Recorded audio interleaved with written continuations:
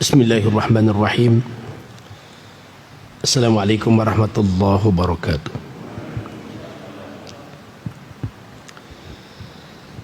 Alhamdulillahirabbil alamin. Wa bihi nasta'inu ala umuri dunya waddin. Assalatu wassalamu ala asyrafil anbiya'i wal mursalin wa ala alihi wa ashabihi wa man tabi'ahu bi ihsan ila yaumiddin. Jemaah sekalian, sebelum kita lanjutkan kajian hadis nomor 38, 39 dan 40, dan ini merupakan 3 hadis terakhir ya dalam kitab Al-Arba'un Haditsan fi Fadailil Quran. Saya terlebih dahulu menyampaikan yang kemarin saya pernah sampaikan tentang doa untuk pemimpin. Nah, doa ini doanya, perkataan ini perkataan Fudail bin Iyad maksudnya. Beliau berkata gini, "Lau anna li da'watan mustajabah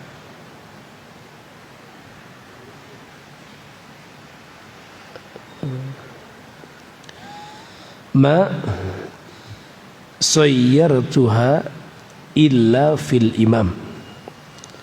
Seandainya aku memiliki doa yang mustajabah, maka aku akan tujukan ia ya, atau tidaklah aku tujukan doa itu kecuali pada pemimpinku.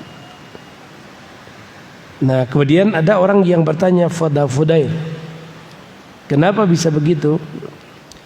Ia menjawab, jika aku tujukan doa tersebut pada diriku, maka itu hanya bermanfaat untukku.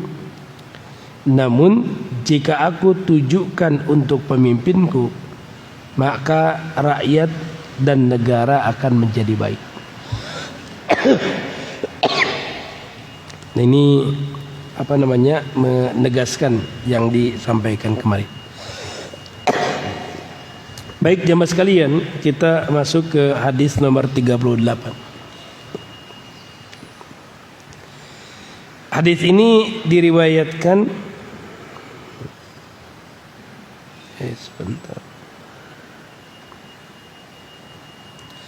oleh At-Tabrani dan Ar-Ruyani dari Uqbah bin Amir radhiyallahu an, semoga Allah meridainya. Qala, ia berkata, qala Rasulullah sallallahu alaihi wasallam, telah bersabda Rasulullah sallallahu alaihi wasallam, sayakhruju aqwamun min ummati yashrabunal Qur'an kasyurbihimul laban.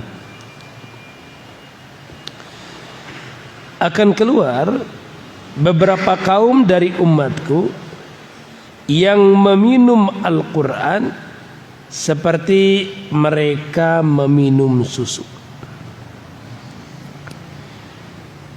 Apa yang dimaksud dengan beberapa kaum yang mereka meminum Al-Quranul Karim seperti mereka meminum susu? Ini dijelaskan oleh Al-Munawi rahimahullah ta'ala. Kata beliau,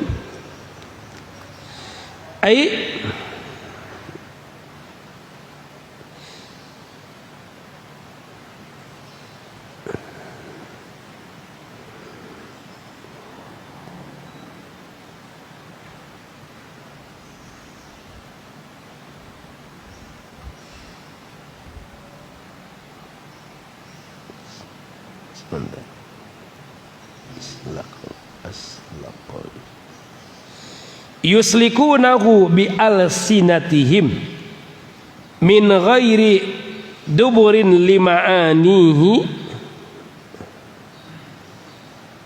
wala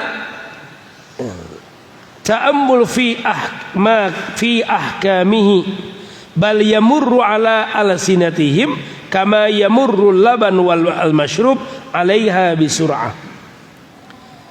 Maksudnya adalah mereka akan membaca Al-Quran dengan lisan-lisan mereka tanpa menghayati makna-makna yang terkandung di dalamnya. Tidak pula memperhatikan hukum-hukum yang terdapat dalam Al-Quranul Karim. Bacaan Al-Quran tersebut hanya lewat di lisan-lisan mereka, seperti lewatnya air susu yang diminum. Nah, jadi jamaah sekalian, kalau dalam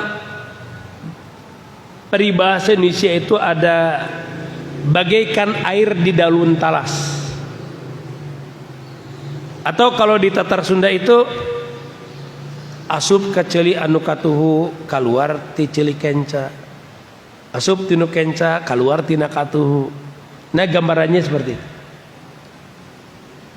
Jadi berapa banyak orang-orang yang ia membaca Al-Quranul Karim, tapi Al-Quran itu tidak berasar, Al-Quran itu tidak berdampak, gak ada bekasnya. Jamaah sekalian, kalau soal baca, mereka baca. Kalau soal fasohah dalam tilawah, mereka fasohah dalam tilawah. Tapi yang sangat disayangkan adalah apa-apa yang mereka baca itu sekadar lewat, tanpa diresapi, tanpa direnungkan. Jadi kayak makelar ya, kayak makelar. Jadi barang via dia, tapi nggak berapa lama pindah lagi pada orang lain. Nah, jemaah sekalian, Rasulullah Sallallahu Alaihi Wasallam pernah memprediksi kondisi ini ketika terjadi perang Hunain.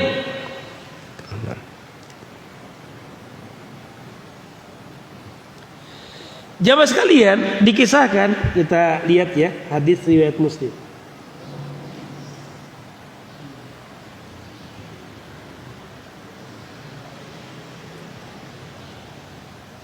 Di perang Hunain itu, jamaah sekalian, Rasulullah Sallallahu Alaihi Wasallam mendapatkan ghanimah dalam jumlah besar. Nah, jamaah sekalian, ketika Rasulullah Sallallahu Alaihi Wasallam berkumpul di satu tempat namanya Ji'ranah. Mungkin kalau jamaah sekalian yang pernah ibadah haji ya, pernah menunaikan ibadah umroh, mengenal Ji'ranah. Nah, berkumpul Rasulullah Sallallahu Alaihi Wasallam di Ji'ranah ini. Kemudian Rasulullah Sallallahu Alaihi Wasallam membagi-bagikan ghanimah itu. Namun jamaah sekalian, ini yang membuat ada beberapa orang yang merasa cemburu. Karena Rasulullah Sallallahu Alaihi Wasallam hanya memberikan ghanimah ini pada orang-orang yang baru masuk Islam. Kita ambil contoh seperti Abu Sufyan. Abu Sufyan itu jamaah sekalian, itu sampai mendapatkan 100 ekor unta. Lalu anaknya Muawiyah dan Yazid masing-masing pula mendapatkan 100 ekor unta. Rasulullah Sallallahu Alaihi Wasallam membagi-bagikan semua itu. Dan tidak ada satupun Ansor yang mendapatkan bagian dari ghanimah itu. Padahal jamaah sekalian, kalau soal aturannya, nah itu kan ada aturan rinci ya tentang ghanimah itu. Nah, Rasulullah Sallallahu Alaihi Wasallam membagi habis ghanimah itu. Jamaah sekalian, sampai terjadi desas-desus nih di kalangan orang-orang Ansor. Fikir mereka, ini Rasulullah Sallallahu Alaihi Wasallam ini sudah nggak lagi care sama kita nih. Buktinya ketika ghanimah, beliau bagi-bagikan ghanimah itu pada kerabat-kerabatnya yang berada di Mekah, dan tidak ada satupun dari ghanimah itu yang diberikan pada sahabat Ansor.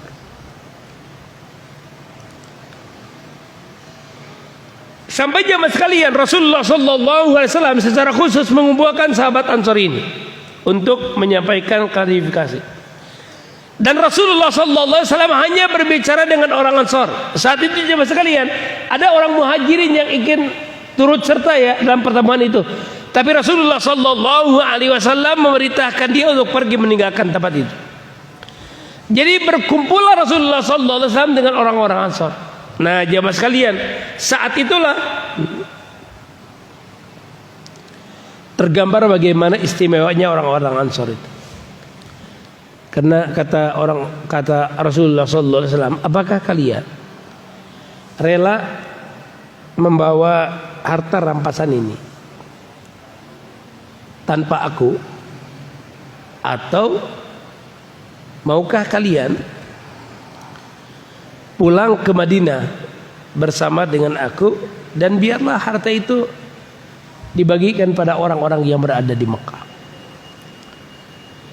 Karena jemaah sekalian, orang-orang Ansar itu menduga, Pak, Rasulullah SAW itu sudah melupakan mereka, lalu Nabi nggak akan balik lagi ke Madinah. Tuh buktinya kalau ketika dapat ghanimah dalam jumlah besar itu yang dibagi orang Mekah semua.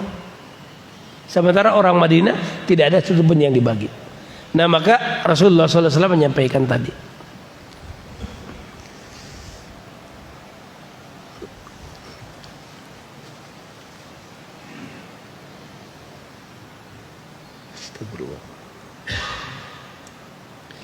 Nah jamaah sekalian, orang-orang Ansor menerima itu. Bahkan mereka sampai nangis jamaah sekalian ya.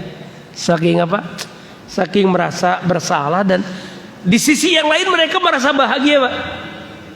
Karena kekhawatiran mereka saat itu, di mana Rasulullah Sallallahu Alaihi Wasallam tidak akan kembali lagi ke Madinah, itu menjadi pudar ya.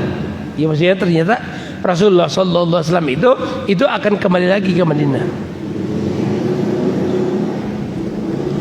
Nah, jamaah sekalian, di tengah pembagian ghanimah yang dirasakan oleh sebagian orang itu tidak adil, tiba-tiba datanglah orang yang datang menghadap Rasulullah Sallallahu Alaihi Wasallam. Ini yang disebutkan pada hadis Muslim ini. Dia berkata gini, "Ya Muhammad, i'dil." Wahai Rasulullah, berbuat adillah kamu. Jamaah sekalian, ini kalau kita, Pak, ya kalau kita nih yang diperintahkan untuk berlaku adil, kira-kira wajar nggak, Pak? Wajar ya.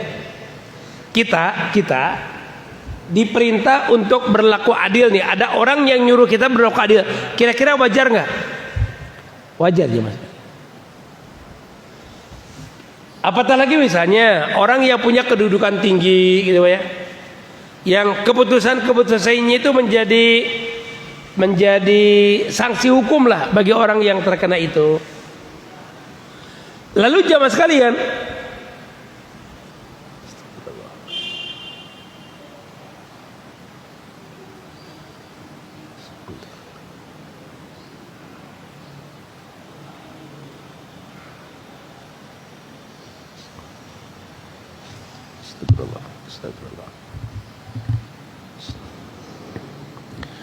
nah, jamaah sekalian, Rasulullah Sallallahu Alaihi Wasallam membagi habis ghanimah itu pada orang-orang muhajirin. Padahal ketika peperangan Hunain itu jamaah sekalian, orang-orang Ansor lah yang menjaga Rasulullah Sallallahu Alaihi Wasallam. Kan perang Hunain itu babak pertama kalah kaum muslimin itu, jamaah.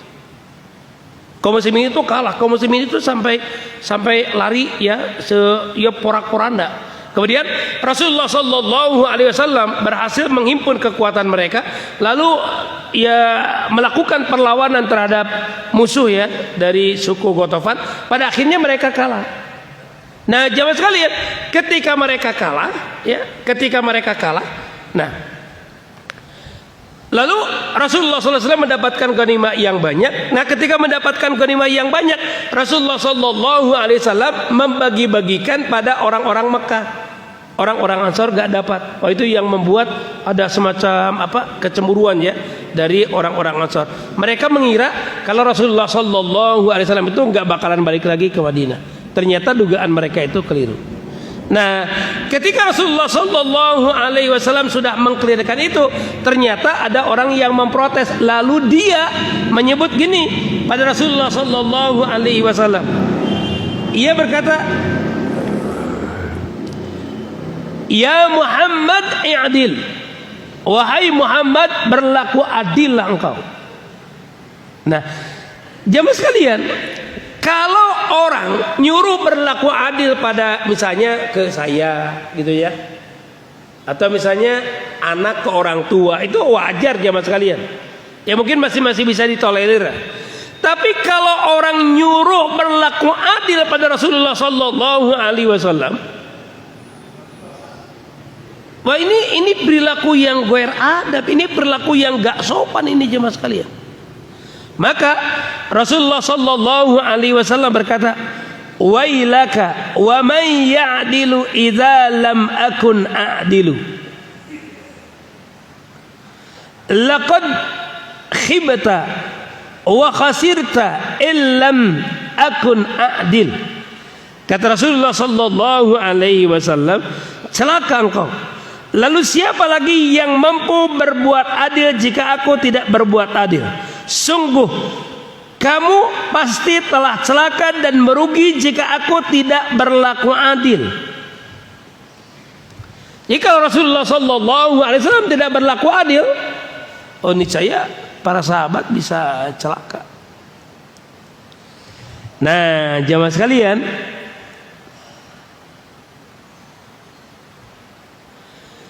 ketika orang itu sudah menyampaikan itu, Pak, maka dia langsung pergi meninggalkan Rasulullah Sallallahu Alaihi Wasallam.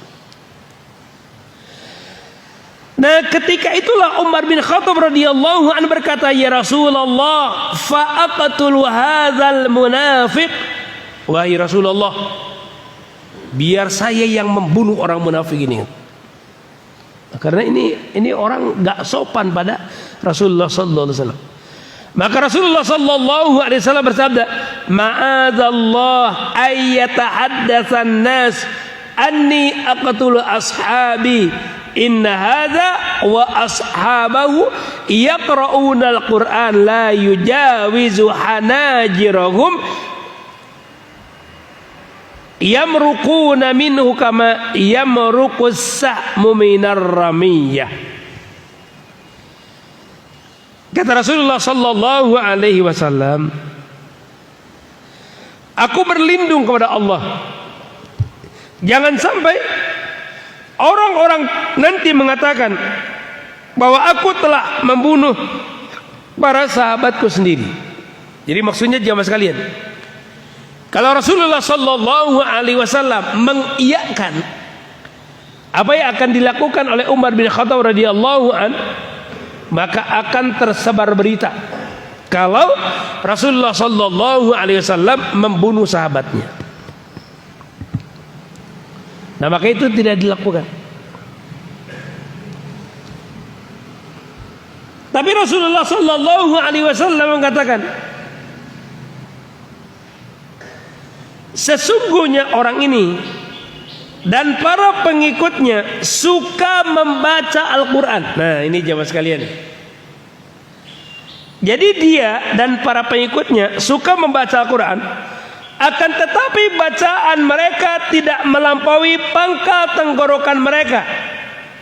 Mereka keluar darinya sebagaimana keluarnya anak panah yang menembus sasaran bidiknya. Nah, jadi jamaah sekalian, ini yang kita kenal sebagai khawarij. Jadi ini bibit khawarij, ini orang ini. Ya, Rasulullah SAW menyampaikan nanti ya dia dan pengikut-pengikutnya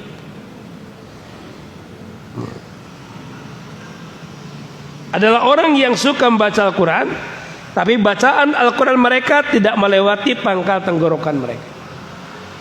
Nah, ini yang nanti yang disebut dengan kaum khawarij. Nah, jamaah sekalian, kaum khawarij itu jumlahnya banyak. Khawarij itu maksudnya orang-orang yang walk out, orang-orang yang keluar dari barisan sahabat Ali bin Abi Thalib radhiyallahu anhu. Nah, kemudian mereka mengkafirkan semua yang berada di luar golongan mereka, di luar khawarij. Nah, ini yang kemudian dikenal dengan takfiri, gitu ya. Nah, jadi yang mudah mengkafir-kafirkan, ya, mudah mengkafir-kafirkan. Jadi kalau di luar kelompoknya dianggapnya kafir. Nah, jemaah sekalian, jadi yang jadi catatan orang ini dan nanti para pengikutnya, mereka itu baca Al-Quran, bahkan bisa jadi bacaan Al-Quran mereka itu lebih fasih dari bacaan kita, tapi Al-Quran itu hanya lewat aja, ya, Al-Quran itu hanya lewat aja.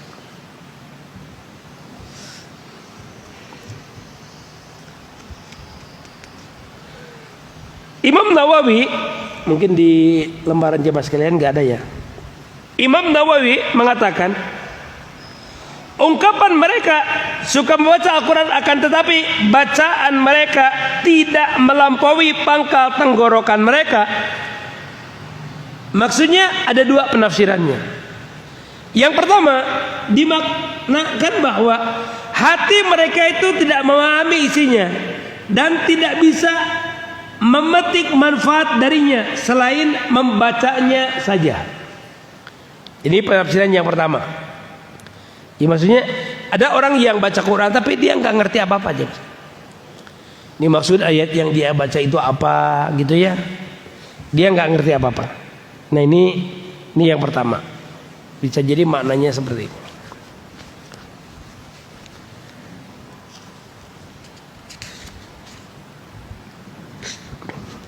Yang kedua, dimaknakan amal dan bacaan mereka tidak bisa diterima oleh Allah Azza wa Jalla. Jadi kalau makna yang pertama, mereka tidak memahami isinya. Kemudian yang kedua,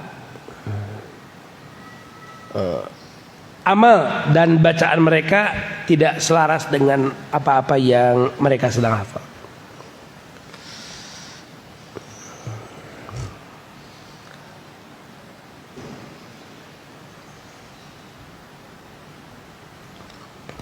Jamaah sekalian, dalam riwayat yang lain, riwayat Bukhari dan Muslim,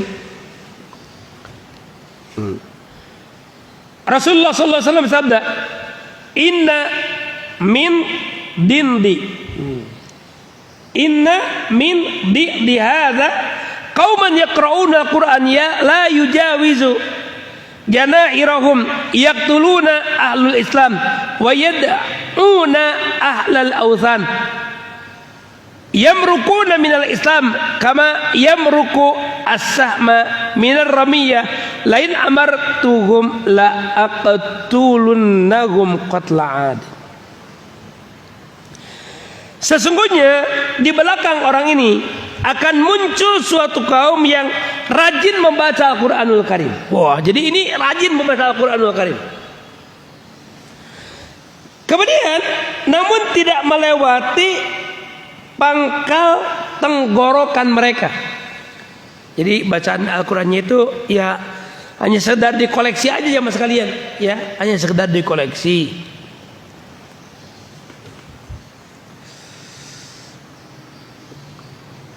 Nah, mereka membunuh umat Islam dan justru meninggalkan para pemuja berhala. Mereka keluar dari Islam sebagaimana melesatnya anak panah dari sasaran biliknya. Apabila aku menemui mereka, niscaya aku akan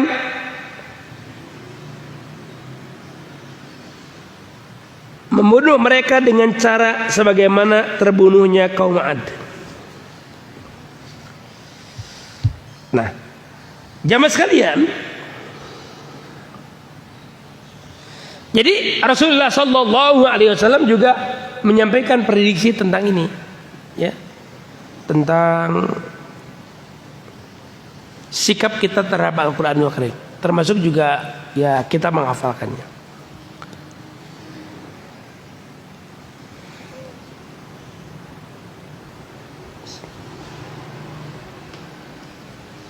Itu yang pertama ya.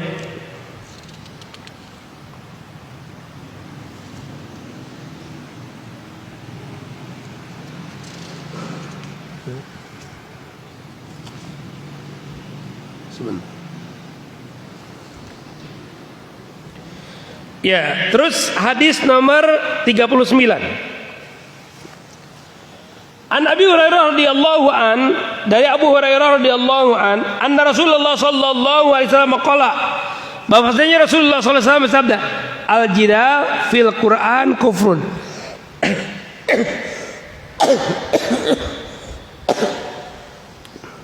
Al-jidal fil Quran kufrun.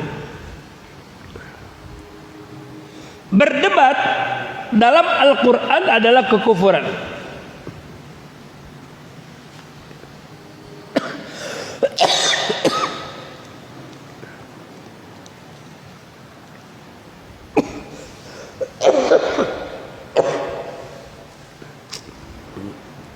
Mohon maaf, saya alergi dingin ini teh.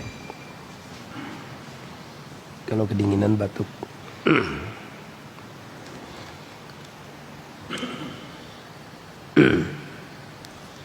Baik. Nabi Sulaiman alaihi salam, beliau pernah berkata pada anaknya, ya bunayya iyyaka wal mira fa inna naf'ahu qalil wa huwa yuhijul adawata bainal ikhwan.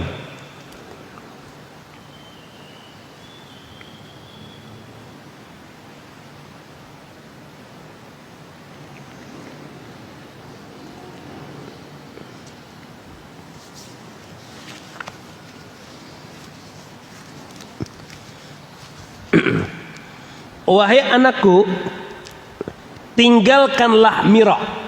Mira itu maksudnya adalah debat. Debat karena ragu-ragu dan menentang.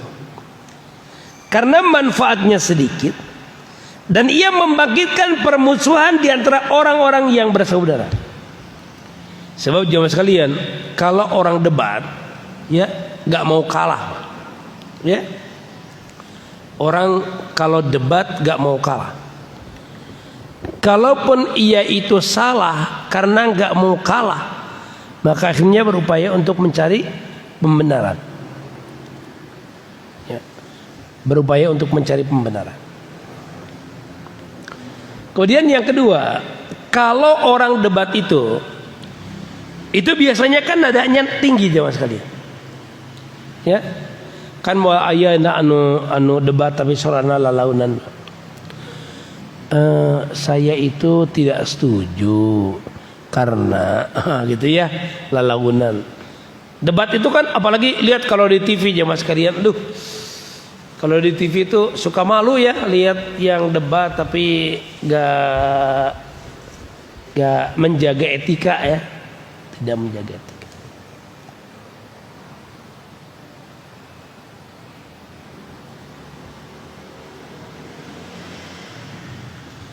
Nah, jamaah sekalian, Kata Nabi Sulaiman alaihissalam, wahai anakku, tinggalkanlah mira atau jidal, karena manfaatnya sedikit, ia akan membangkitkan permusuhan di antara orang-orang yang bersaudara. Jadi bisa jadi kawan karib itu pecah jemaah sekalian karena perdebatan itu. Orang tersinggung. Padahal biasanya ya kalau buku lah, kalau makalah mereka saling bantu. Tapi karena tersinggung akhirnya enggak.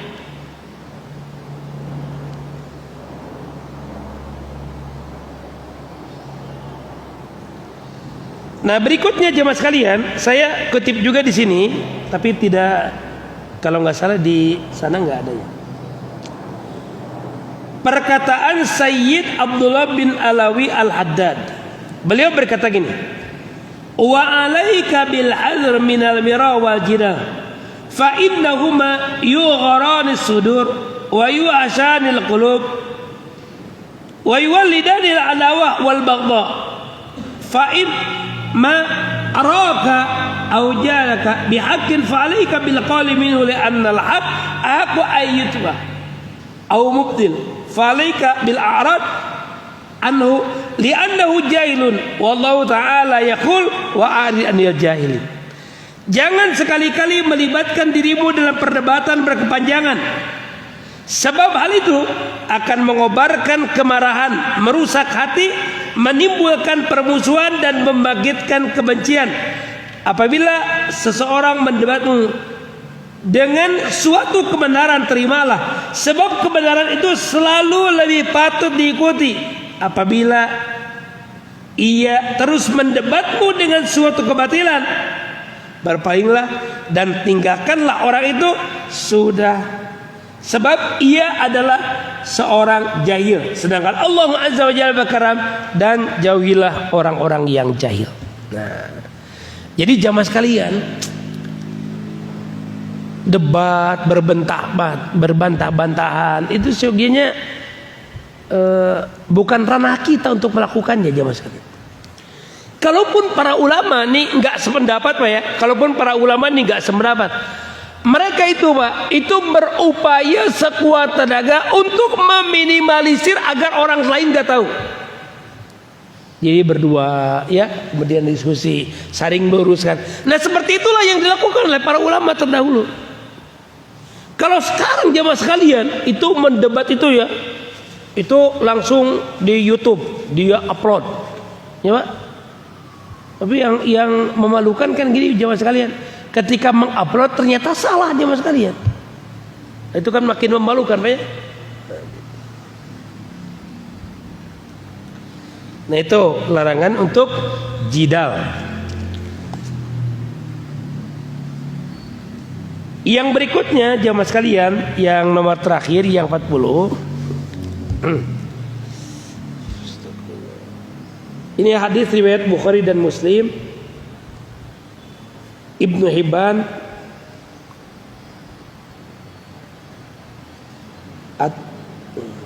At-Tirmizi dan Abu Dawud.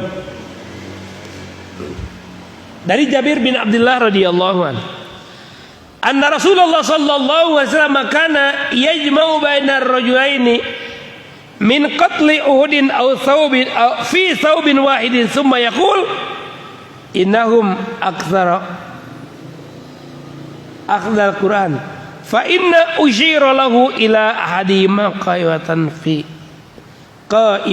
fil lahdi ila ahadihima qaddamahu fil lahdi. Rasulullah sallallahu alaihi wasallam menggabungkan dalam satu kafan dua orang yang gugur pada perang Uhud. Lalu beliau berkata, ayyuhum aktsaru akhdal Quran? Siapa di antara mereka yang lebih banyak hafal Quran? Maka ada yang berkata,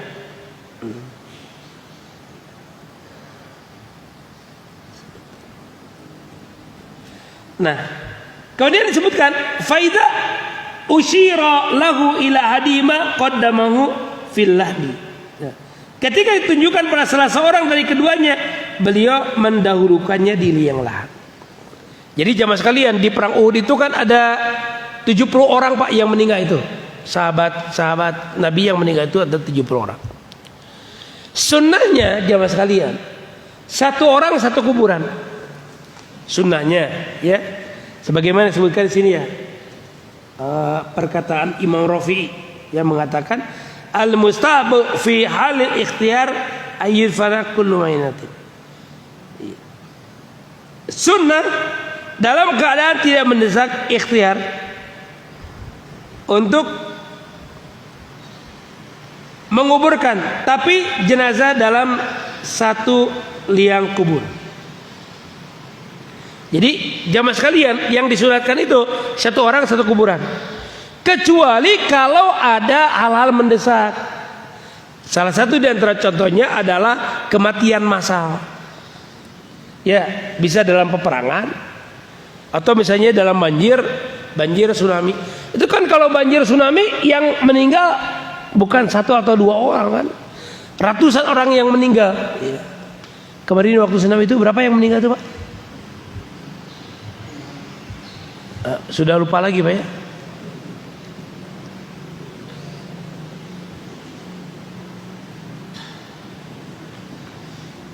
Nah, jamaah sekalian,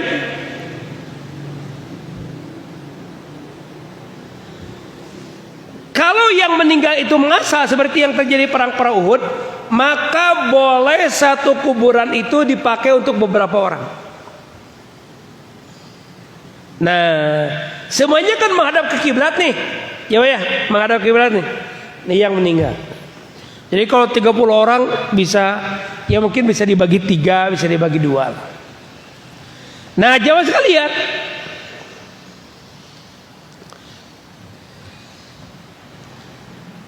Rasulullah Shallallahu Alaihi Wasallam menyampaikan nih, ketika para sahabat itu mau dikuburkan dalam satu kuburan, dahulukan orang yang hafalan Al-Qurannya lebih banyak. Didahulukan mereka yang hafalan Al-Qurannya lebih banyak. Nah, ini dalam hal meninggal.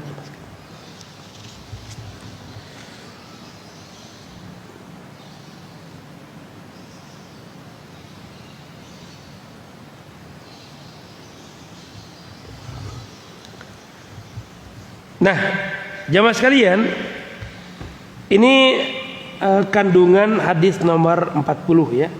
Kandungan nomor hadis 40.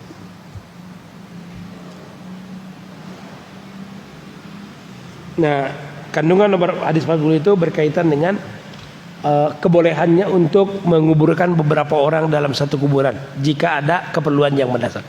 Tapi sunnahnya adalah satu orang itu satu kuburan.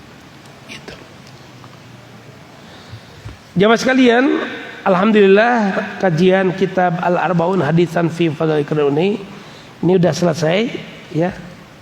Ya, nanti saya juga masukan dari saudara-saudara sekalian, jamaah sekalian, kalau ada kesalahan tulisan atau ada yang kurang jelas, silakan bisa disampaikan ke saya ya. Bisa sekarang atau bisa japri juga nggak apa-apa. Kemudian insyaallah besok, mulainya besok ya. Besok kita akan melakukan pengkajian hadis juga, tapi hadisnya hadis Arba'in Nawawi. Insyaallah akan selesai dalam 9 atau 10 kali pertemuan ya, tergantung nanti di hari terakhir apa masih bertahan atau sudah ini jamaah sekalian. Tapi ini kan dialokasikan sampai akhir. Jadi sekali pertemuan berarti sekitar 4 hadis ya. Insyaallah selesai. Ini nanti saya edit dulu. Nanti kalau sudah dirasa perlu, insyaallah rencana mau saya gandakan ya, mau saya cetak. Mudah-mudahan ini bisa jadi buku panduan bagi santri-santri penghafal Al-Quran. Jamaah sekalian, ini yang saya sampaikan di siang hari ini. Mohon maaf yang sebesar-besarnya atas segala kehilapan dan kekurangan ya. Ini mohon maaf kalau ini Capek sekali dari malam tadi jamaah sekalian. Jadi baru pulang jam berapa ke rumah. Lanjut lagi tadi subuh terus nyambung. Jadi ya mohon maaflah atas segala keterbatasannya. Mudah-mudahan Allah Subhanahu wa taala mengampuni segala dosa-dosa kita dan mudah-mudahan kita bisa mengisi hari-hari di bulan Ramadan, sisa hari terakhir bulan Ramadan dengan amaliyah yang sholihah. Demikian subhanakallah bihamdika asyhadu an la ilaha illa anta astaghfiruka wa atubu ilaik walhamdulillahirabbil alamin. Assalamualaikum warahmatullahi wabarakatuh.